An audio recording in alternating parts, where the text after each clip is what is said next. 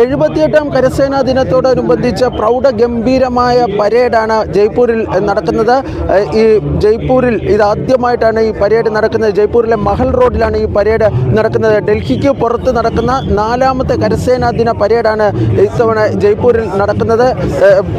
ഇതിനു മുമ്പ് ബംഗളൂരു, ലക്നൗ, പൂനെ എന്നിവിടങ്ങളിലായിരുന്നു ഈ പരേഡുകൾ നടത്തിയിരുന്നത്. ജയ്പൂരിൽ തന്നെ ഇത്തവണത്തെ പരേഡിനൊരു പ്രത്യേകത ഉണ്ട്. സാധാരണ ഈ കണ്ടോൺമെൻറ്റിലെ പരേഡ് ഗ്രൗണ്ടുകളിലൊക്കെയാണ് ഈ പരേഡ് നടക്കുന്നതെങ്കിൽ ഇത്തവണ അത് ഈ ജയ്പൂരിലെ മഹൽ റോഡിലാണ് നടക്കുന്നത്. ഈ പരേഡിലെ ഏറ്റവും പ്രത്യേകത എന്ന് പറഞ്ഞു കഴിഞ്ഞാൽ, ഏറ്റവും ആകർഷണം എന്ന് പറഞ്ഞു കഴിഞ്ഞാൽ, ഭൈരവ് ബറ്റാലിയൻ ഈ പരേഡിൻ്റെ ഭാഗമാകുന്നു എന്നതാണ്. കാർഗിൽ വിജയ് ദിവസത്തിൻ്റെ സമയത്താണ് ഈ കരസേനാ മേധാവി ജനറൽ ഉപേന്ദ്ര ദ്വിവേദി ഈ ഭൈരവ് ബറ്റാലിയൻ്റെ പ്രഖ്യാപനം നടത്തിയത്. ഇന്ന് 2 ഭൈരവ് ബറ്റാലിയനിലെയും 4 ഭൈരവ് ബറ്റാലിയനിലെയും സൈനികരാണ് ഈ പരേഡിൽ ഭാഗമാകുന്നത്. വൈകിട്ട് നടക്കുന്ന ശൗര്യസന്ധ്യയിൽ കേന്ദ്ര പ്രതിരോധ മന്ത്രി രാജ്നാഥ് സിംഗ് പങ്കെടുക്കുകയും ചെയ്യുന്നുണ്ട്.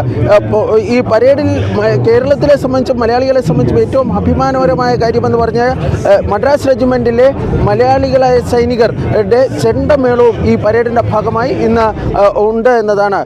ജയ്പൂരിൽ നിന്നും ജഗദീഷ് കൃഷ്ണനൊപ്പം ബി ബാലഗോപാൽ, മാതൃഭൂമി ന്യൂസ്.